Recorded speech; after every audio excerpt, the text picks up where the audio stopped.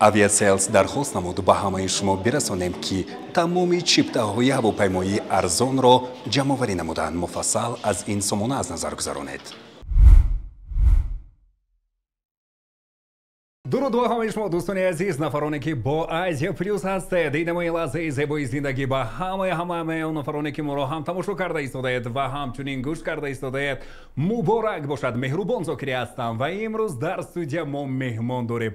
оне ки монанди офтоби оламдоб нуру зебоӣ ва тароват дар маҳфили зебои мо, дар утоқи кории мо оварда духтари зеботарини тоҷикистони мо, садояш аҳуроӣ дар дили дидаҳо қарину ошност.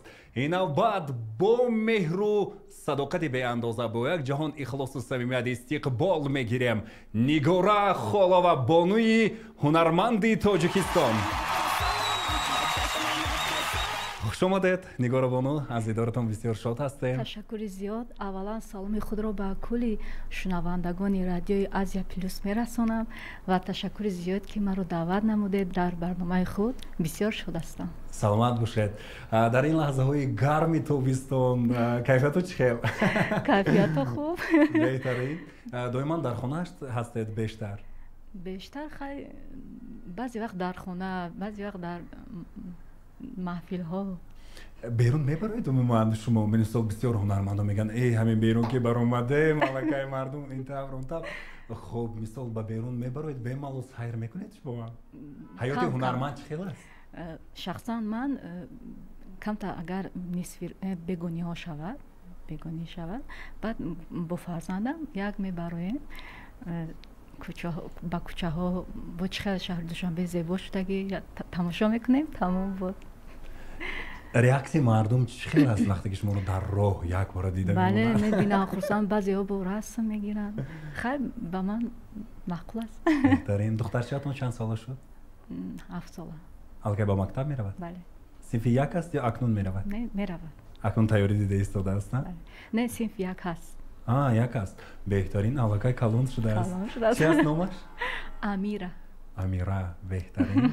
хеле зебо. Нигора Амира. бигзор амири дили дидаҳо шуда бошад. амин.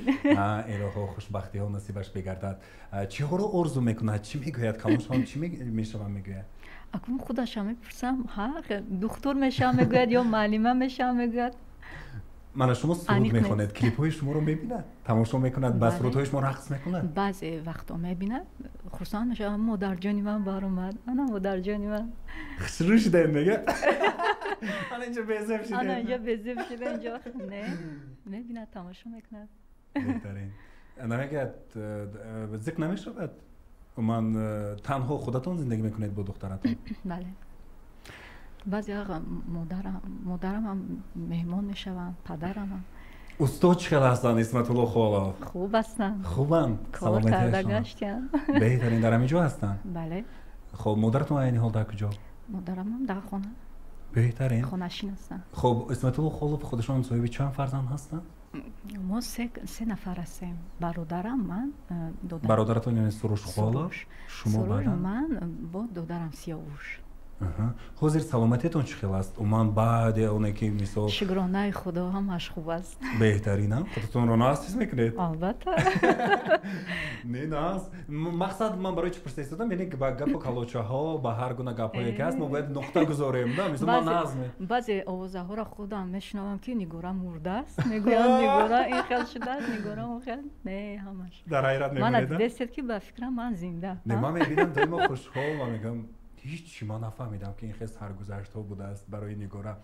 хосатан вақте ки ҷаноби олӣ ҳам худашон вақте ки ба шумо унвон супоридан, он ҷо гап задан ва баъдан ман фаҳмидам ки ҳамин хел ҳодисаҳо аз сари шумо гузашта будааст. хуб ин аз ҳамон даврае ки шумо ба дунё омадагӣ ҳастед, кӯдаки навзод будагӣ ҳастед, будагӣ аст ин беморӣ дар шумо? бале, ин модарзод буд бемории ман. баъд ки ҷарроҳӣ кардем, иншоалло ки хуб шудам. ҳамон чӣ хел шудагӣ аст ки ҷаноби олӣ айнан якбора пеши шумо рафтагӣ ҳастанд? инҷа ҳамаш тасодуфӣ буд. ман дар он беморхона хоб будам. ҷаноби олӣ омаданд, баъд духтурҳо маро шинос карданд ки ин ҳамин хел касал, ин кӯдак ҳамин хел дард дорад ва бояд инҷа ба шинос мекарданд бемориҳоро. بعد همونجا دیدم، بعد نمیدونم یا که دلشون سوخت چقدر، بعد کمک رسانیدن و ما رو بردن در شهر مسکو، جراحی گذراندن و انشالله که من خوب شدم. من نوار رو دیدم، شما خوب هستید. جناب عالی با شما هم کمتر صحبت میکنن، نه؟ نامه چی میگن؟ صحبت میکنن.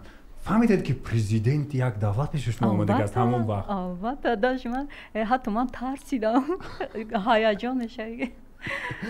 بعدن که مثال شما رو به طبابت گسیل کردن و مثال طبابت گرفته آمدید، صحت شدید، جناب عالی دیگر باره همین که کی با شما واخوردگی هستن و میدونید که شما هنرمند بودید؟ نه، من وقت هنرمند نبودم، یا تنها یک کودک بیمار بودم، معده‌چه بودم در بیمارخانه. من چی میگویند لیچنیا بود، زبان روسی طبابت گرفته بودم. بعد همونجا به تصادفی آمده بودن، دیده بودن، بعد کمک رسونیده بودن. بعد این من صحت شدم، بعد سراینده شدم. سال 2001 اولین سرودی من با نام گویم یا نگویم پیشکش مخلصان گردانیده بودم. بعد این بود یک چند سرودهای دیگر سرایده بودم. بعد با برادرم سروش جان کنسرت خود رو سال 2011 سال آخران کنسرتی که من دادم همون سال بود، داده بودم یک جایه و بسیار خوب گذشته بود، حتی مخلصا خوب پذیرفته بودن. بعد این من از جناب عالی عنوان گرفتم. همون ما بعدی همون قدر مثلا شما اون وقت سال 2000 بودگی هستن؟ ما کودکیام اونجا سال 98 فکر کنید سال 98 شما رو دیدن، همین کتی روزی عنوانگیری دیدن؟ روزی سال 2013 سال بعد دیدم روپرو. بله همونجا صحبت کردن. عجب عجیب شدگی هستا؟ بسیار تقدیر شما مانند یک فیلمی تصویری افسانه باشد که همه شده. بله، من خودم فکر میکنم حیات من اگه کینو شده داریدم.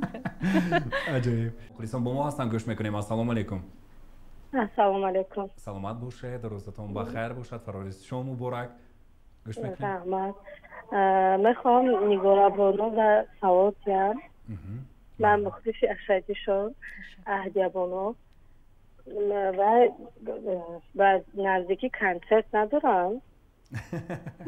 در اگه جو برای من نداره دیده؟ بسیار این سوال رو من دوست میدارم شنیدنش رو. البته ما نیت داریم که به قریبی یک کنسرت خوبه برپا نماییم بهر مخلصان عزیزی خود. اهدیه بابا شما من گفتید مخلصی نگاره هستم، با کدام سرودشان نگاره رو شناختگی هستید شما؟ چند سال باز مخلص هستید به نگاره؟ من از خوردی از 11 سالگیم. کدام سرودشان در یادتون هست؟ مثلا کدام سرودشان رو دوست می‌دارید؟ همش رو خب کنسرت آخرین نگاره رو تماشا کرده هستید با سروش یک جایه؟ 2011 سال بود به فکرم. معلوم که همون اسب و عروبه رو هم میدونید. سلامت باشید. انا این خیلی مخلصو. من حاضر یک شنونده دیگر ما نوشتن که سلام از نوحه شهری توز از جماعت پخت‌آباد به بانوی خوشصدا نگاره خالوه. از این 15 سال پیش در دهه دوردست ما آمده بودم. ببینید خیلی مخلصو دارید شما. تشکر. اکورستیگا من بسیار در محفل ها هستم، در معرکه های مردم هستم. 15 سال پیش یاد ندارم رستیگا در کجا بودم. شاید در همون یگان باید دیده باشد، من معرکه ها دیده باشد. بله در همون دهه هم مثل شما در روزی خرسنده مردم همراه بودگی هستید. یک نفر شنونده دیگر ما نوشتن السلام علیکم از جمهوری ازبکستان. به نگاره جان عزیز همه ما که دوست می‌داریم سلام پیامی اهل عایلمان رو میرسانیم. سرودی ازبکی میدونن خواندگی هستند، در معرکه های مردم ازبک هم بودن گفتن؟ بله بودم، بسیار بودم و میخواندم سرودی ازبکی و نیت دارم که باز بخوانم. زبانتون خوش رو میره؟ بله بخیر نمیدونم، بعضی ها میگویند که خوب میسرایی به چی میگن اکسنت میخوانی. با همان نوای لزگی هم یک دوش دیدن، یک سرودی زیبا بسیار عجایب خوش رو برآمدگی بود. اون چه شیرین یک تا کمتر خونید؟ از ازبکستان کلموش رسیگا فراموش شدگی در یاد ندارم. خیلی بونچه شیرین بونچه شیرین. عجب شیرین رو به ازبکی خوندگی هستید بله بعد با توچکی ما وای کده توچکی با خوندم آن به یادم اومد عجب شیرین بله، عجب شیرین بله. از همه سرودهایی که به نهایت خیت شده بود ماس یک سبک اسلوبی شما هم هست همه خیت سرودها بله خب بیاید یک کمتر زمزمه کنیم عجب شیرین رو سنم جانم بهانه ای آب کردی دو ابرویت پری پروانه کردی مرا دیدم برابر از محبت عجب شیرین شیرین افسانه کردی مرا دیدم برابر از محبت عجب شیرین شیرین افسانه کردی عجب شیرین عجب شیرین عجب شیرین شیرین افسانه کردی عجب شیرین عجب شیرین ای عجب شیرین شیرین افسانه کردی لیکن بسیار خوش رو برآمدگی است در حقیقت از سرودهای بهترین نگاره زیما زنگ میزنند شنونده ها السلام علیکم سلامت باشه سلامت سلام گرم پر از مهر و محبت نسبت نگاره خالوه سلامت باشید سلامتی تو خوب است نگاره تشکر زیاد خوب است انشالله من از شما یک سوال داشتم و یک درخواست داشتم مرحمت یکم سوالم همین بود که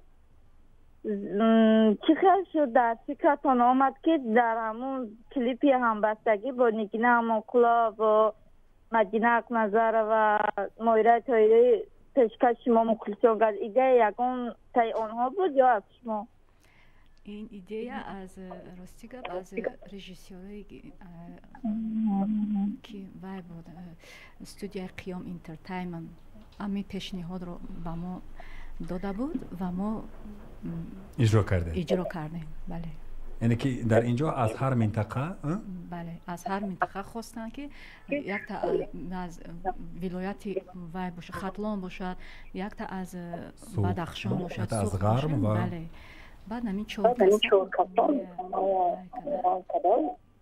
پیشکش نمودیم خب درخواست شما درخواستم همین که با پدری عزیزشم و اکرشان یکم سرود پیشکش شما مخلصان کردم انشالله انشالله و تا این وقت سه کسا نبوده یکم بار نبود کنسرتم سال 2001 داده بودم سال 2011 سال سه کسا خونده بودیم سه نفر پدرم من برادرم سرودی که پدرم در وقتهایی که خونده بودن در جوانی بی سنم همین سرود رو خونده بودیم سه کسا در آخران سرودی ما بود به نهایت زور برآمدگی است باز از دقیق سرودهای شما است بیاید بی سنم رو کمتر دیگر خونه اکنون دویت بود برادرم کمتر کش رو قدت با سروی تر میمان جانان بیبی سنم جانه انار یک دانه لبانت با شکر میمان جانان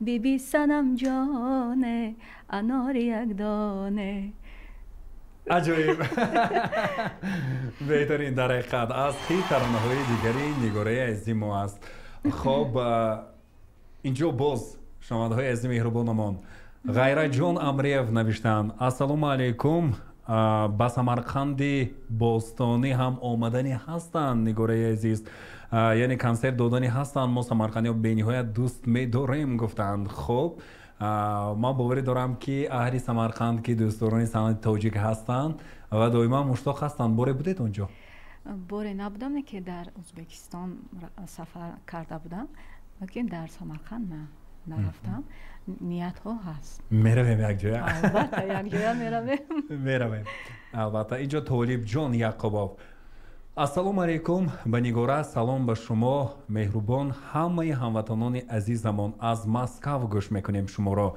سوال تاریخی سرودی اولینتون رو قصه میکردید باقی صحت و سلامت باشید گفتند در این باره علاقه نگاره خالووا گفتن بسیار گفتگی هستم بسیار گفتن حاضر هم گفتید گویم نگویم بودن سرود تاریخی سرود چه است کمتر زمزمه میکنید سال 2001 سال بود این درباره بیماری من بود یک چند بود من علاقه در ثبت های و در رادیو های و در تلویزیون ها من این سرود زمزمه هم کردم خواندم و فکرم اگر مخلصی اشدی باشن علاقه میدونن خب باز هر لحظه مشتاق میشم. خب دریا دارید؟ بعضی کلمه ها شاید فراموش کردگی هستم. خب مرحمت. دلتنگم دیدارت درمانی من است، همه درد و عالم در جانی من است. منزلم شد آخر در بیمارخانه، بر دردم دوایاب دوایاب دوا. گویم یا نگویم دردم را به کی گویم، بر تو هم نگویم به کی میگویم. به به به. حاضر شنیده گریه هم آماده ایستاده است. مثل بیمار خوب کردگی هستید. از دلتون چی میگذشت؟ ناامیدی بود؟ چه خیل بود؟ مثل میدونستید که همه خیلی یک بیماری وزنین است در شما؟ بله میدونستم، لیکن رفتادا نمیشدم. من فقط کوشش میکردم که من نمیم. به پدر و مادرتان چی میگفتید؟ هیچ همون وقتا هیچ چیز نمیگفتم. چه ها رو آرزو میکردید تمام وقت؟ فقط میخواستم صنعتکار شوم، سراینده شوم. همه خیلی هم شد، به آرزوم رسیدم. همه بچه ها در کوچه بازی دارن. بله، کوشش میکردم که من صحت میشوم. وقتی که دوگانه‌های خود رو میدیدم که در کوچه بازی دارم، من باید صحت شوم، باید مثل آنها من بازی کنم، مثل آنها من سیر و گشت کنم. خیلی آرزوها فقط در دل من بود، فقط به پیش میخواستم. پس شما رو از یک طرف دیگر امید، باوری به خودتون شما رو مستحکم داشته توانستگی است که مبارزه برده. شاید شما مای دهک باشید، اما لیکن بسیار سخت استوار هستید. سلامت باشید. تبسم ها هیچگاه شما رو ترک نسازد. خب در زندگی از راهی که انتخاب کرده اید زمان پشیمان شده اید؟ ممکن لحظه بیاد دارید که مثلا من چی با انتخاب کردم؟ شاید دیگر کسب رو انتخاب میکردم، شاید معلمه میشدم. رسیده بعضی وقت میشد که پشیمان میشدم، لیکن حاضر نه. حاضر برعکس خرسان میشم که من صنعتکار شدم، چون که همین صنعت رو من دوست میدارم. بعضی وقت میشه که پشیمان شده باشم، چون که بیشتر میرفتم و یا خسته میشدم از خستگی، از چیز. بعد میفتم کاش که نمیشدم صنعتکار. بعضا صنعتکارا یک بار کم ترک دغل مناسبت کرده مانده اون که صنعتکار دلش نازک میشود، در حال میرنجه. شونه خدا به من هیچ کس دغلی نکرده است تا این روز. فقط که من خودم خسته میشدم، مثلا موندگی میشدم و از کارو اجازه من کی خوب میکنم.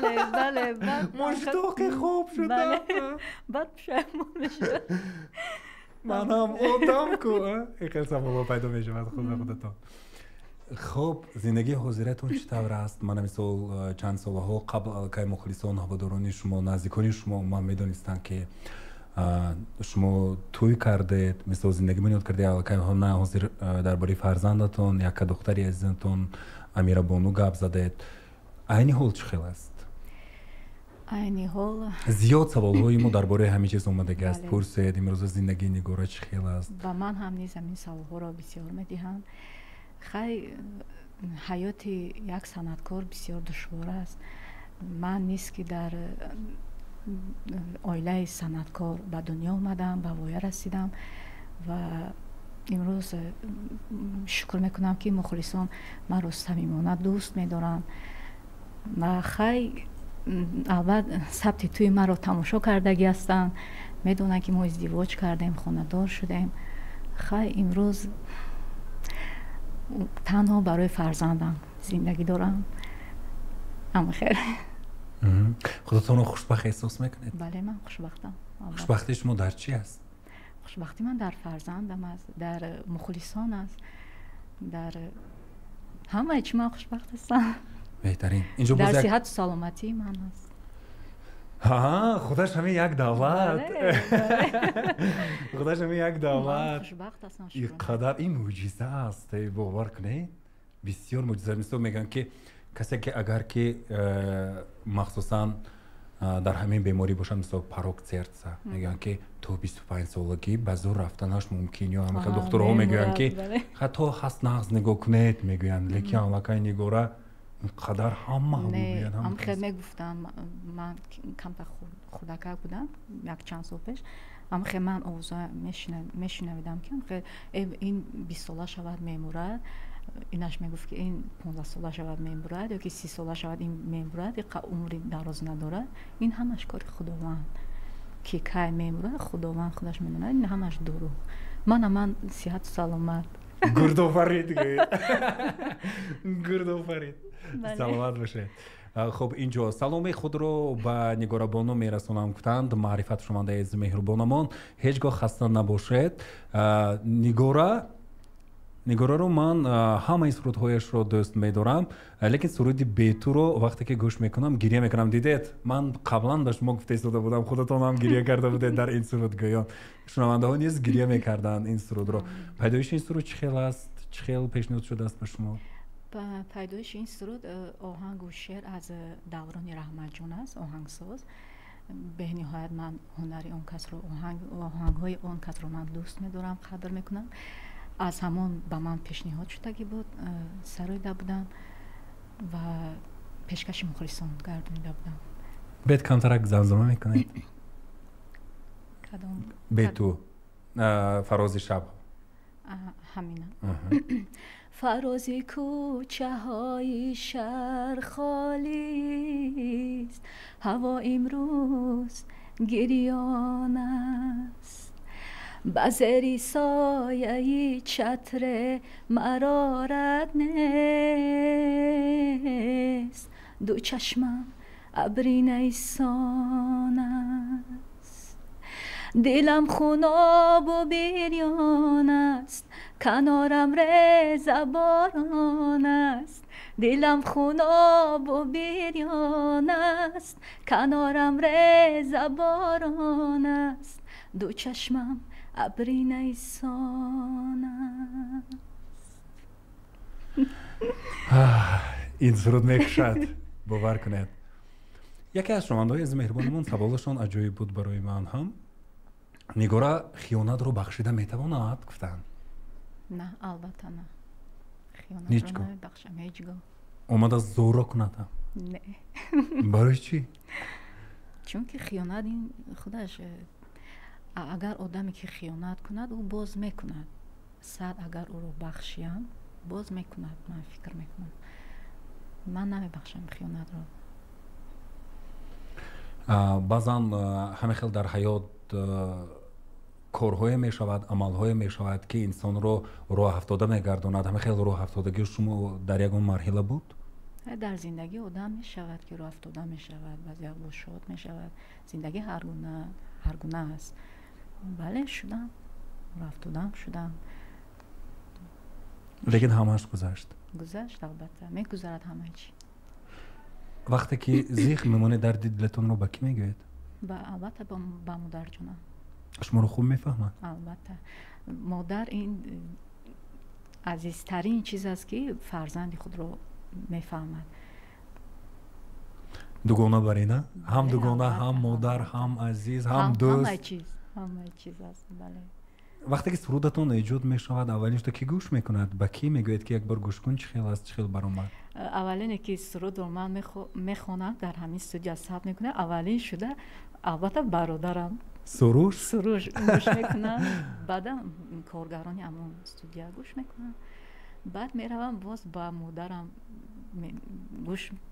گوش کن میگویم گوش میکنم بعد خیلی بها میدیم میدونید یک اسمس اومده است از همسایه شما من نگارا سروش رو بسیار خوب میشناسم ما در همسایگی اونها زندگی میکردیم نگارا آوازش از سروش دیده بخواتر بود و آنها دائما بحث میکردن در بینشون همه خیلی حالت ها هم بود که مثال نگارا زور است یا که سروش زور است گفته بچه ها هم با آنها گپ میزدن گفتن ولی لیکن دائما نگارا قولی می اومد گفتن نمیخواد حالت میشد در خانه شما راستی در یاد ندارم.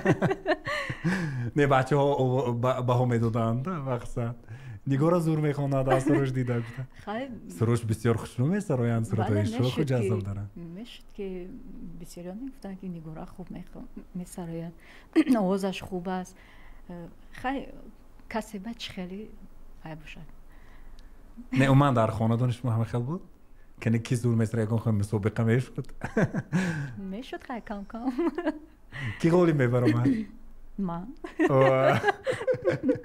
زنده باشید. خب ازم خو نوشتن السلام علیکم از خورده نگارا رو گوش میکردم به نهایت در صحنه با ادب است و با لباسهای زیبای تاجیکانه است و دائما محکم میپوشد دوست میدارم هم صدایش رو هم ادب و رفتارش رو تربیه در اویلا خوب شده است من بسیار میخواهم دیگر صنعتکاران از نگارا بانو یاد گیرند و من سوالم به نگارا همین گونه هست که زندگی امروزش چگونه است چرا درباره شوهرش حرف نمیزند گفتند خب چرا راستی گفت این زندگی شخصی من است من نمیخوام درباره زندگی شخصی خود گپ زدن سخن کردن چون که به من نمیخواهم خیلی یگانه فرزند را که تنها برای اون زندگی کرده ایستادم شکر همه چی همه صحت سلامت هستم فرزند دارم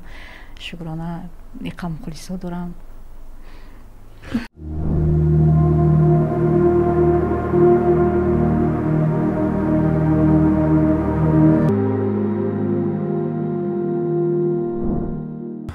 سیروج نوشتند که نگارا خودش عاشق کدام صنعتکار است که رو بیشتر گوش میکند و میکرد گفتند در خوردی من بسیارتر از سراینده های ایرانی رو ایران تبار رو گوش میکردم تا حال همین صنعت رو من دوست می‌دارم مثلا موین لیلا گوگوش منصور برای می چند سرودتون بله به نهایت من صنعت همین ایرانی رو دوست می‌دارم تا حال من گوش میکنم بعد ترکی و عربی و من کدام سرودهایی که با من خوش آید پیسند باشد من فرقی ندارد با کدام زبان است من گوش میکنم از ایرانی بسیار خوندگی هستم من با در سال نو در سرود موین رو من سرایده بودم که بی تو چه بیتابم من امید بربادم من یه دنیا فریادم من تو رو که میبینم عاشق و دیوونم تو رو که میبینم عاشق و دیوونم تو با اون چشم سیاد خوب نگاه خونه دلم رو بیرون میکنی تو با موهای پریشون و رهات منو سرگشته و حیرون میکنی باز دلم اثر عشق تو شد عمر من همه به پای تو شد یاد تو همه به خاطر من تا ابد همه به پای تو شد زور وقتی که ثبت میکنن که در شما یک گام خیل به فکرم چی لازم نیست تغییرات من در آواز خودش تبت تایار موسیقی داره اینا باید از استودیو پرسیدن دار کن صدایتون من خودش موسیقی دارد صدایتون چه که خودش درد دارد مثلا خیلی یک نالیشوی عجیب دارد که من به دل زود جا میابد بهترین خب اینجا یک بازی میگذارنیم همراه شما من چیستان ها نیو کیستان ها به شما پیشنهاد میکنم و سرودهایی که من از همکسبانی شما سروده شده است میگویم چند مصرعش رو مصرع شناسش رو اگر شناختید میگوید که سرودی فلانی اگر که نشناختید میگوید که نگوش نکردم هیچ باکی نداره خب از همه سرگپترین سراینده به نهایت گپی زیاد میزنن کی باشده؟ تخمینه نمیدونم به نهایت گپ میزنن در کنسرتشون هم به نهایت زیاد گپ میزنن در کنسرتشون هم کنسرت یک طرف میموند مجلس میشود در فکرتون کی؟ نمیگویم با خفا نشو نه خفا نمیشه اون کس به نهایت شما رو دوست میدارن به نهایت دوست میدارم دخترم گویم به نهایت دوست میدارم. شما از کجا میدونی که من کی رو گفت دادم؟ من میدونم واسه کی. یک بار گوید نه یک بار گوید نه بیاید سری حرفش رو گوید سری حرفشون رو گوید نمیشه اولی حرفی نامشون رو گوید نه التماس گوید که من از این چیز گذاره نه التماس به نهایت مهم است. راستیگه من نیافتم نه به نهایت سخنهایشون زور لیکن سخنشون بهترین یک گپ دارن همین عموما به هیچ کس معبد نمیتین به نهایت زیاد گپ میزنن و خودشون هم میگوین نمیدونم. دیگاره خب از همه قد پسترین صنعتکار من ها ز عشق تو شدم میفره کی است؟ که فرهناز بله اوچاتا بگو اوچاتا بگو از اونی کی است؟ نمیدونم. چه خیلی نمیدونه بابای فیض بودن. خب در لبی آب شبی مهتاب نگینم مقلوبه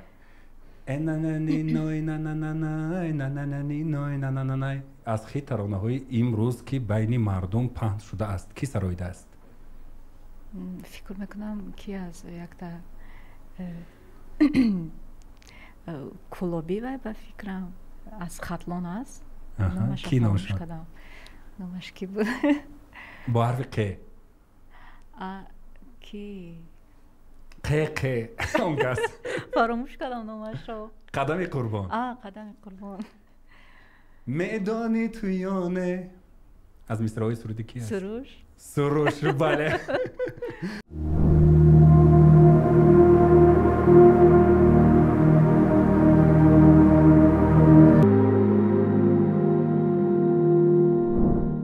خب اینجا یک شنونده‌مون پرسیدن که بار نگار شده است که مانند خود دخترکه را دیده باشد. مانند خود من ندیدم راستیگه. افتش مانند بود؟ بسیاری همین معرکه ها با میره بعضی مادران میبینن دختر من تو با مونن همه میگوید که شما با من خیلی نگاه میکنم شاید که خیلی دیگر رو با مانندی باشه که با فکری من مانند نباشیم نمیدونم. ندیده دیگه بار؟ واه گفتید مانند؟ من ندیدم. صدایش چی؟ صدایش بله هست بعضی آدم خواننده‌ای که مانند است همین میخونن بعضی دخترکان مانندی داشت صدایشان با من. خب در جاده صنعت نگارا رو چی اذیت میدهد؟ یعنی که حضور سراینده های جوانی که ایجاد کرده ایستادن به نگارا پسند است؟ بله البته خوب میسراین. متن بعضی سراینده ها مثل زیر تنقید قرار دارد بسیار متن پست و دیگر کلیپ های به نهایت. اکنون راستیگه من این چیزها را اهمیت اعتبار نمیدیم که چی خوانده ایستاده یا که متنش چی گونه باشه. نه من در این چیزها من کم دور هستم از این چیزها من اعتبار نمیدیم. کلیپش چی خیلی باشه یا که سرودش چی خیلی باشه متنی سرودش عموما.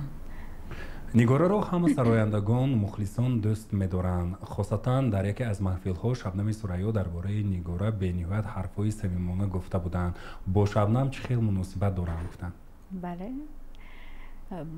با شبنم جان به حد مناسبت‌های ما خوب من دوست می‌دارم. هنر آن کس رو من قدر میکنم چون که من فکر میکنم بهترین سراینده آن کس است. صدایشان رو من دوست می‌دارم. شبنم جان بهترین سلامت باشد. و به هنری سروش عموما چگونه بها میدهد نگارا در جدول 10 بالا؟ سروش سراینده خوب است نه که بسیار کار کردنش در کار. ایراد میگیرد و برادرتو میگید که باید انایخه میخوندی؟ بله میگید کامدی بهش رو یا میترسید؟ نه که من رو گوش نمیکند. او شما رو جنگ میکند یا شما او رو بیشتر وای مرو. بعضی وقت در استودیو اگر خونم ایراد میگیردن اینجا این خیلی خوندن در کار اون خیلی گفته. خب در جدای ایجاد من بیشتر و بیشتر با سروش یک جای هستید؟ خیلی وقتی که به ثبت آواز میرویم و بله اکنون وای کلانتر صنعت را فکر میکنم خوبتر میفهمد خواندگی از در جدای موسیقی وای کدگی است خواندگی میفهمد و در استودیو با اون کس من چی میکنم مصلحت میکنم که مثلا چگونه من باید بخونم این تاونی این جای سرود رو یا که وای جای سرود رو خیلی دیگر شوانیز مهربانمون شهنازه گفتند که ترانه‌های تویونه و اما عروسی نگارا رو به نهایت دوست می‌داریم کمتر زمزمه می‌کردن گفتند خب کدامیش رو بسیار عروسی خواندگی بسیار خوش برآمدگی است یک در خواندگی هستن سال 2003 بود در کودکی همون رو میخوام بخونم مرحبا دختر وانای خانه خمیر تکی راست میکنه هر لحظه پیشی آچه کشیشتن ناز میکنه گل تبردن خاله بلبل تبردن خاله گل تبردن خاله بلبل تبردن خاله ای میانی دخترا دل سوز تبردن خاله دختر وانای خانه خمیر تکی راست میکنه هر لحظه پیشی آچه کشیشتن ناز میکنه دلی دخترها که آب شد سلامت باشید به نهایت خیلی خوشحال هستیم زندگیتون همیشه آباد باشد اگر نگاره صنعتکار نمیشد کدام کسب رو انتخاب میکرد گفتند خب کسبی دختری رو دوست می‌داشتم میزفت لیکن اما خیلی صف لباس رو پوشیده بله از سوزندار میترسید خودتان چه خیلی است سوزندار و خون بله وزیر نگاه میکنم بعضی دختران میگم خیرت من دکتر نشدم اگر دکتر میشده شما فقط سرود میخوندید فقط گریه میکردم شده این طرف از یه سرود خونم تمام همین که جواب صحت تو میرم اگر دکتر نشدم من شاید که امروز گریه میکردم فقط چرا من دکتر شدم نه دکتری زور میشده با سرود تبابت میکردید هم رو شینت خوبه بخیر زنده باشه خب مقصد هدف عموما زندگی کردن و دائما تلاش کردن انسان به یک درجه رسیدن است همون درجه دلخواهی که خودتون آرزو میکنید به همون درجه رسیدگی هستید نه حالا نه از خود قانع نیستید نه حالا به اون درجه که من میخواهم زندگی کردن نرسیدم خب یگان لحظه ناگوار در توی شده بود با نگاه رفتند نه شکرانه نشده است یگان لحظه خاطرمان دارند گفتند خاطرمان لحظه های خاطرمان به حد زیاد است خنده‌آورم هستن که نظیر من فکر کنم که برنامه تمام شود کدامیش رو من باید خیلی شده بود مثل افتیده یکم رو افتیدگی هستید در صحنه نه در صحنه افتیدگی نیستم لیکن در توی خونه در طرف خونه جوانان بودیم اون سال بود به فکرم از همین پومانکو میگوین زینا فرمادم اونجا خلق دبدم بیشتر کرتا و دراز است بله خلق دبدم خیلی زانه های من خون شده بود درد یافته بودم سخت افتیدید؟ بله چه قریب دست گرد آدم اونجا خواهدم بود امین بایش دچکی مردم هم اونجا بود همه نگاه داشت هم در اینستاگرام نبرامد خیرت نبرامد هم خیلی بایش دبدم در خجالت میشه بکن خیلی گذشت رفت خب وقتی که به توی معرکه می روید مخصوصا اموسی مردم چگونه است شما رو بیشتر کدام سرودهایتان رو خلق خودشان دوست می‌دارند و طلب میکنند گفتند بعضی وقت مردم هر گونه هر سرودهای مرا بسیاری میآیند سرودی فلان سرودی غمگینی شهر خالی را خوان اینش میاد که عروسی خوان بیشتر میبینند که سرودی وای خوان درباره دختر روان است که مثلا خلقی بله هم خیلی سرودهای خلقی میگویند هر گونه هستن رقصی خوان ما میخوایم رقص کنیم هر گونه بعضیا میگویند آرام خوان ما میخوایم گوش کنیم هر گونه هست مردم بهترین خب نگاره باره از چیز پشیمان شده است پشیمان نه از هیچ چیز پشیمان نیستم. خب نگارا در صحنه بسیار جدی می نماید. چرا او خنده را لطیفه را دوست می دارد گفتن؟ البته دوست می دارم. خنده و لطیفه رو در صحنه بسیار جدی هستید؟ نمیدونم شاید که در نظر نه به فکرم کمتر رقص کرده سرود میخونید که؟ بله چرا جدی می نمایم من نمیدونم. به چشم مخلصانتون بسیار جدی. خب نگارا رو من جای دیده بودم با هر یک مخلصی که با او صورت میگرفت صمیمانه بود. من بسیار میخواستم که بعضی از سراینده هایی که امروز دو تا سرود خونده ستاره شده اند خود را ستاره میگیرن از نگارا بانو یاد گیرن. با پدر و مادرتون تشکر نگارای عزیز، خیلی دوستتون میدارم، به نهایت دوستتون میدارم.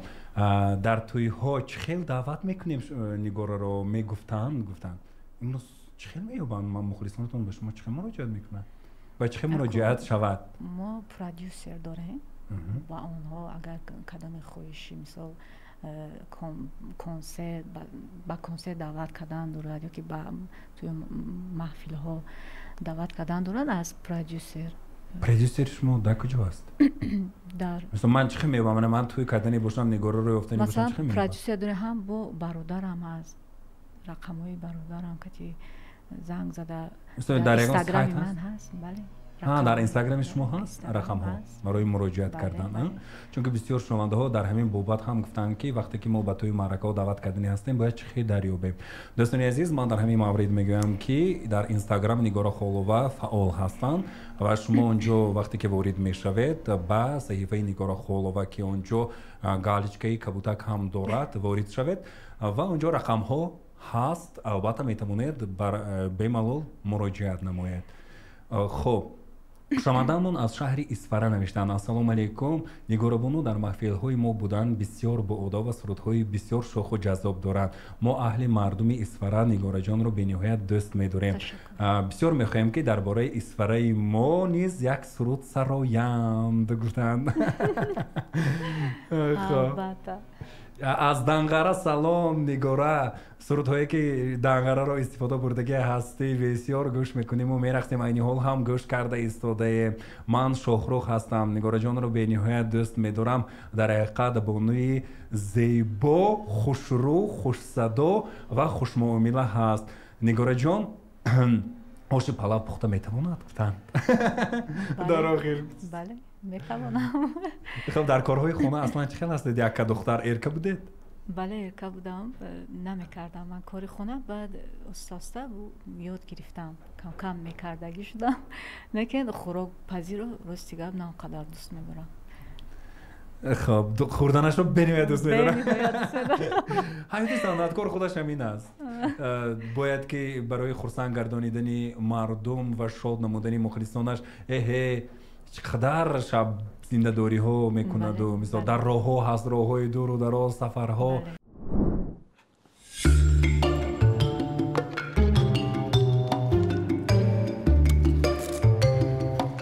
واه چقدر بامزه نوری زلال. واه کودکی هایم به یادم رسید.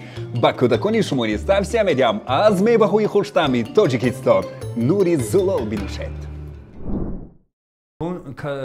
عنوانی مخصوصی که به نگارا داده شد این عنوان مهر و محبت خلق تاجیک هم هست. نگارا جان رو به نهایت دوست می‌داریم. همه ثبتایش رو هم دیدم. چقدر صمیمانه پرزیدنت دولتمان حرف زدن برای نگارا. همچون دخترشون به نهایت دوست می‌دارن و صمیمانه تمام حرفایشون رو ابراز داشتن. نگارا بهترین سراینده تاجیک است. یگانه سراینده که در حقیقت هم از جهت مدنیت و هم از جهت سرودها انتخاب سرودها و لباسها در چشم نمایان است. نمونه برجسته زنی تاجیک است. با نگارا فخر میکنیم. انشاءالله من باوری دارم که الهه ها خوشبختی های زیاد نصیبش میگردد. نگارا جان هیچگاه ضیق نباش. بخت و تخت فرزندکت را بینی. الهه امیر جانت خوشبخت شود. دوستت میداریم همیشه در ایجاد باش. کنسرت‌هایت را انتظار میمونیم. منیره بانو نوشتن. سلامت باشید خواهر عزیز. بسیار منتظر هستم از سخن‌های زیبای شما. саломат бошед. Дигар шавандаи азизи меҳрубонамон гуфтанд ки Нигора кадом гулро дӯст медорад? Мехоҳам ҳамон даста гулро ба хонааш барам суроғашро мегуфт гуфтанд. ман ҳамаи гулро дӯст медорам. дар куҷо зиндагӣ мекунед? Дар кадом ноҳияи шаҳри Душанбе? Дар кадом ноҳияаш ақаллан? ноҳияи Сино. ноҳияи Сино? дар ҳамон ҷо зиндагӣ мекунед? чаро бояд мухлисони шумо хонаи шуморо надонанд? мисол онҳо мехоҳанд ки мисол як тӯҳфаи худро расонанд, чӣ хел бад мерасонанд? мисол якон сюрприз ҷӯянда ё банда гуфтиян шарт нест ки ман гӯям. не сюрпризҳоро дӯст медоред? агар хоҳиш дошта бошанд меёбанд, одами мехостагӣ меёбад худаш. не уман сюрпризҳоро дӯст медоред? якбора ягон чизи ногаҳонӣ? ки дӯст намедорад. беҳтарин, саломат бошед. хуб, ассалому алайкум меҳрубон ва Нигорабону, салом, паёми худамро мерасонам. Он кас боре ба асп савор шудаанд, аспсавориро дӯст медоранд гуфтанд? не, ягон бор ман дар асп нашиштам, лекин дӯст медорам. дар клипатон ҳам набудед? дар ягон асп? не, танҳо дар консерт бо ароба. дар аробааш нишаста будед? хуб, ҳамон чӣ хел сохтагӣ будед ҳамонро? ва пешакӣ сабт шуда буд? ё ҳамон рӯз? чиро режиссёр пешниҳод кард. не, мисол ҳама медонанд ҳамон асбо ароба маъшҳур шуду, лекин ҳамон пешакӣ сабт шуда буд. ҳамихел шуда буд ки гӯё ки консерт ва ҳамихел омадетону даромадетон. пешакӣ сабт шуда буд. пешакӣ сабт шуда буд, гӯё ки хел рост омада даромадагӣ ба нишудагӣ аст. аҷоиб шудагӣ аст. монтаж карда баъдам хел гӯё ки дар экран ҳамихел шудагӣ аст ки гӯё ки шумо омада истодаеду рост бурбад даромадед. беҳтарин аст. хуб, шунавандаи дигарамон Райҳонабону гуфтанд: апай Нигораҷон, салом, паёми худро ба шумо мерасонам. мо духтаракон дӯзандаҳо гӯш карда истодаем. дар байни сарояндаҳо ягона сарояндае ҳастед ки умуман аз ботекс ва дигар чизҳое ки имрӯз духтаракон худашонро тағйир дода истоданд, ҷарроҳии пластикои дигар дур ҳастед. ҳамин табииятро ман дар шумо мебинам. ё умуман ягон хел истифода бурдагӣ ҳастед? мо намедонем. дар ин бора ҳарф мезадед ва чӣ гуна муносибат доред ба тағйир додани ҷисм? гуфтанд. на ростига ман истифода набурдам аз ин чизҳо. хай ба ҳама ҳар хел. ба баъзеҳо маъқул аст, ба баъзеҳо не. лекин ман истифода набурдам. ба худи шумо уман вақте ки ягон нафарро мебинед чӣ хел муносибат мекунед? ба шумо писанд омадагӣ аст? дар худи ҳамун зебидагӣ аст? агар зебида бошад ба ман маъқул аст. агар назебида бошад не. хуб, саломат бошед. Шарафҷон навиштанд: ассалому алайкум, апай Нигора, мо бениҳоят мардуми тоҷик шуморо дӯст медорем. ҳамаи сурудҳоятон беҳтарин ҳастанд, воқеан тоҷикона. вақте ки ба саҳна мебароед, фақат мо духтари тоҷикро мебинем. ман бисёр мехоҳам ки баъзе аз сарояндаҳои мо аз шумо ёд гиранд. шогирд қабул мекунед? гуфтанд. шогирд доред? ягон кас путагӣ ҳаст ягон бор пешатон омад ки маро шогирд гиред, ҳамроҳатон гардам? омадагӣ ҳастанд. баъзе вақт мо ба тӯйҳо мерафтем, ҳастанд. хуб, дигар шавандаи азизи меҳрубонамон инҷо навиштанд: ассалому алайкум, ман Сабоҳат ҳастам. Нигораро аз аввали эҷодиёташ медонам. бениҳоят духтараки хушсалиқа аст ва садояш ҷарангосӣ. хеле ва хеле дӯсташ медорам. дар хурдиаш садояш дигар буд, калон шуда боз тамоман дигаргуна шуд. хуб, вақте ки наворҳои хурдиашро мебинад, Нигора чӣ хел эҳсосот дорад? гуфтанд вақте ки хурдсолиятонро мебинед. фикр мекунам ки касе хурди худашро бинад, эҳсосаш хандаш меояд. хандаш меояд. манам ҳамин гуна. хуб, дар кадом мактаб хондагӣ ҳастед? дар мактаби рақами 1 ноҳияи рӯдакӣ, мактаби русӣ, Пушкин, ба номи Пушкин буд. ба боғча рафтагӣ ҳастед шумо? бале. خب بعدا مکتب سنت خوندی؟ در ناحیه رودکی به بخچه رفته بودم، بعدا با همونجا صنف یک رقم یکی پوشکین داخل شده خوانده بودم تا صنفی تمام کرده بودم و در کنسرواتوریا زاوشنی تمام. یعنی که تحصیل تو به درجه عالی شدگی است. بله. صاحب دیپلم. بهترین. خب السلام علیکم. من یوریست هستم، حقوق شناس. یک نفر جدی از بین تمام سراینده ها من فقط نگاره رو گوش میکنم. نگاره هم از جهت سرودخوانی و هم از جهت اسلوب به نهایت به درجه عالی و کسبی است. همه صنعتکاران رو گوش کردن نمیتوانم، لیکن خیلی که نیگورا به دل من نزدیک است، به نهایت قرین است. صنعتش رو احترام میکنم. زیهی دختری توجیک، آفرین و تصنع میخونم و پدر و مادرت احسن و آفرین ها. با برادرش سروش هم مخلص هستم. اله همیشه هر دو به پیشروی های بلند نائل گردند. ما همیشه با شماییم، در خدمت ما بود. بسیار دوستش میدارم گفتن.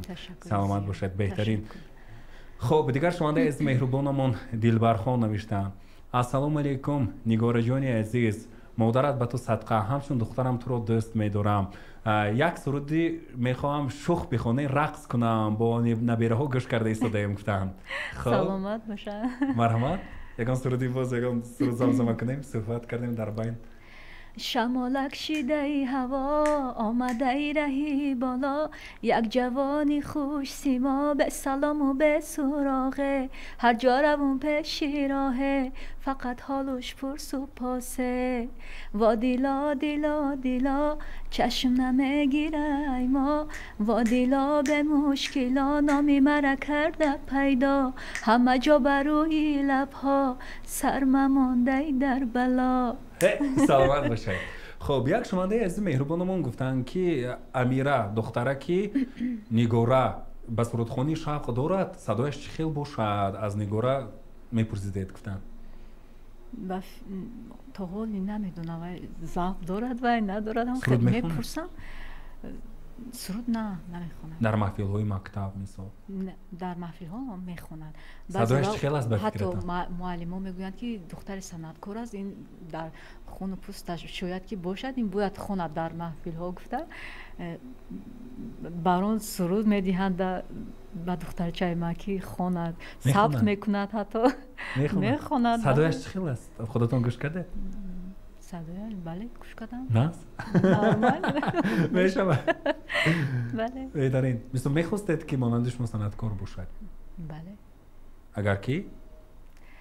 بله میخواهم. استعدادش؟ اگر استعدادی خوب داشته باشد با یک شرط. سلامت باشید. دوستان عزیز، رقم ما 44 6 107 107 است. البته اینجا چندین زنگ ها شد، من از هر یک شما عذر میخوام. میتونید البته زنگ زنید. اسم از پیام ها نیز خیلی و خیلی زیاد، یک به یک من قرائت کرده استادم. اینجا یک نفر هستند. الو السلام علیکم. السلام علیکم. تراوا قدم یک نگار بانو رو برای درگاه خیر مقدم میگویم. سلامت. سلامم رو میرسونم. از افاجان یک سوال دارم. الو. خب گوش داریم. اگر خوراک دوست داشتهشان را تهیه کنم به خونم و مهمون دعوت کنم میآین افاجانا؟ آنا نگارا باید رویده کنن. این خیلی بخوریستا رو اگر خوراک دوست داشته باشد بله، نه که نباشد نه. چی رو دوست میدارید پس؟ بید به این نمه آش من تو آنا تمام های ملی خودمون آش هم کنید، منتو هم کنید. من میگم سیخ کباب از گوشت آهو کدوم وقت یافتید بعد میروم. همه وقت در ما برای نگار بانو شده. سراغتون گوشو گپ زنید، من حاضر میروم گرفته یک جای میروم. تنها افاجانم رو دعوت بکنم. نه من نمیروم. باید که نگاره به پاسپون به یکان جا نمیروم. باقی سلامت داشت. سلام گرد خالت جانش را با امیرا جان رسونه. سلامت باشید. البته تشکر زیاد برای مهر و محبتتون، برای صمیمیتتون. وقتی که اینقدر مخلص و مهر و محبتشون اظهار میدونم، فکر میکنم که از این دیده خوشبختی بالاتر برای هنرمند نیست. البته مهم همین است که مردم، مهر و محبت مردم برای صنعتکار این بهت مهم است. اساس همین است که مردم باید دوست دارد و همین محبت را شما صاحب شده توانستید. به فکرتون سببش چیست؟ مثل من همه ایجاد کرده است، همه سرود میخواند، بسیار هنرمند داریم، لیکن نه همه کس محبوب شده میتواند. اکو سببش رو از مردم پرسیدن در کار. نه مردم دوست میدارن، نگاره رو دوست میدارن، لیکن سببی دوست داری به فکرتون چی؟ نمیدونم. شاید بعضیا میگویند که لباسی خوب میپوشد، شاید آوازی خوب دارد، بعضیا میگویند که هنرش خوب است. هر گونه نمیدونم. خب шавандаи дигарамон як нафар саволи аҷоиб додан мехонам. Ассалому алайкум меҳрубони азиз, ба Нигора салом паёми худамро мерасонам. Аз саволи ман наранҷанд, кадом характери худашон ба худашон маъқул нест гуфтанд? характере ки худа ба худатон маъқул несту, лекин ҳама одатро партофта натониста истода. бале меша ҳастам кали характерам ки баъзе вақт чӣ мешавам, як чи агар хафашам бай мешам, роҳафтуда мешам тез. با هیچ کس گام نمیزنید. هیچ کس کسی گام از زود نمیزنه. قهر کنی دوره ده خصلتی یعنی که بله. زود قهر میکنه. بله همین خاراکترم نمیفهمم. انا برای همین نگاه رو هیچ گاه زیخ نکنه دوستانی عزیز دیدم. خب درتون رو کشودید که یک دسته گل در داخلش یک مقدار مبلغ بینهایت کلان چیکار میکرده در این حالت گفتن؟ در این حالت فقط تماشا میرفتم و پرواز میکردم به هر دولت ها تماشا. بهترین سلامت باشید. خب اگر نگورا زمان اگر همراز با خداوند گردد به خداوند چی میگفت؟ به خداوند فقط میگفتم که شکرانه، شکر که من به این روز رسیدم، من خوشبخت هستم امروز. من حتی باوری نداشتم که من صاحب فرزند میشوم، چون که تن و جانی دردمند داشتم. من از خود امید نداشتم که من صاحب فرزند میشم. امروز خداوند به من داد، همین چیز را سلامتی داد و اینقدر ببینید که آبرو داد، مثل مخلص دارم. من فقط شکرانه میگفتم خدا جان از تو من شکر میکنم. بهترین سخن ها. بدن همه خیلی است که مثال درباره شما وقتی که هر گونه گپ و کلوچه ها میشود، مثال میگفتن که مثال تولد کردن نمیتواند، این عمری در زمینه همین چیزها شما رو زیق میکرد؟ البته زیق میکرد. حتی در دل خود شبهه میافتادم که من آیا همین راست باشد نخواد. خیلی وای میشدم، من زیق میشدم. لیکن معجزه هستن، لیکن همه این شده باشه حیات بردوام خوشروز زیبا رفت و نگاره ثابت ساخت که واقعا هم زنی بزرگ دل است. بهترین. السلام علیکم، ما از ترسونزاده گوش کرده ایستاده‌ایم. نگاره جان رو بسیار صدایش رو دوست می‌دارم. ما گروه پیران سالون از خانه پیران سالون هستیم. بسیار می‌خواهیم که یک کنسرت با برادرش سروش برای خرسندی ما پیران گذارد. بسیار هممون زنده دل هستیم، رقص میکردیم، شادی میکردیم، خرسندی میکردیم، از این شاد میشدیم. به نگاره سلام ما رو رسونید گفتند. انشالله خدا خواهد همش میشود. البته. بهترین. سلامت باشید. خب السلام علیکم نگاره بانو. خب برای بزرگ قوی گردانیدن صدایتان شما بیشتر چی ها میخورید گفتند؟ من نمیدونم صدای من چی چرا با فکرم غفص هستن قوی بزرگ شده. مثلا از یکون چیز خودداری میکنید، از یکون چیز یکون پرهیز میکنید، یکون چیز میکنید؟ نه پرهیز برای با قوت گردانیدن. من مثلا بسیاری ها میگن که یک تا تخم خامه شکنو خور آوازات با قوت میشد، زور میشود میگن. بعضی وقت بله میکنم، خیلی همین گونه میکنم. تخم خام پیش از ثبت آواز میخورم. بعد شیرم فایده دارد، عسل فایده دارد. بهترین. شنونده دیگرمان گفتند که بار شده است که نگاره بیمار بود ولی برآمد کردنش شرط بود. در این حالت خیلی راه رو پیش گرفت گفتند. یعنی بیمار گریپ است، نمیدونم یکم خیلی است، لیکن شما برآمد کردنتون در کار همین حالت بود. مجبوری میرفتم ولی برآمد کردگی هستم. تمپراتور 40 درجه در سرودخانه بله شدگی است. خب سلامت باشید. السلام علیکم. امروز مادر جانی عزیز مهربانی من زادروز دارم. ابای نگاره جان، مادری من به نهایت شما را دوست می‌دارم. میخوام برای مادرم یک سرود خونید گفتم. سلامت باشند. بگذار چندین با زادروزها رو قید کنم با مادر جانشون، 100 ساله ها عمر بینن. خب این حال کدام سرود رو میخونه؟ سرودی که مادری که با مادر خودم سروده بودم در خورده، همون سرود رو میخوام که مرحبا. عزیز و مهربانم فروغ دیدگانم همیشه بر زبانم نامی مادر جانم شیرین شیرین جانی تویم در دل و درمانی تویم در این دنیای گذران همیشه در بری تویم. واه بهترین این کاکوبی ها این مهرنامه ها از نام مخلصان به نگاره عزیز دلی دیده سلامت باشد و به وقت مادرتان همیشه در امان باشد. مادرتان برای شما دائما در امان باشند، زندگیشان همیشه آباد باشد. چقدر صحبت با شما خوش است، لیکن وقت میگوید که ما همینجا تنها 3 نقطه گذاریم تا صحبت های دیگر.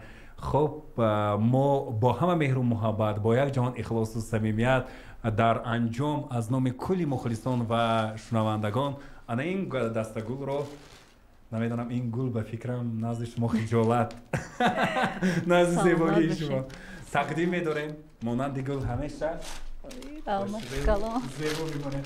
گل از ما کلام سلامت باشید. نگار بانو عزیزانتون بسیار شاد هستم. من شخصا همچون مخلص و همچون دوستداری ترانه‌های شما تنها در تلویزیون میدیدم و تنها در یوتیوب و در سایت‌های اجتماعی من امروز روبرو دیده بسیار شاد گردیدم. سلامت باشید. من نیز از اشتراکم در این برنامه شما به نهایت خوشحال هستم. تشکر زیاد به مخلصان عزیز که مرا دستگیری میکنن، مینداری خود را میرسونن، همیشه سربلند و خانه آباد باشن و ترانه‌های نو و نو رو از نگار بانو انتظار باشن. بله البته. در جهت باشید. سلامت باشید دوستان. با عزیز پلیوس بمونید، ما رو ترک نسازید.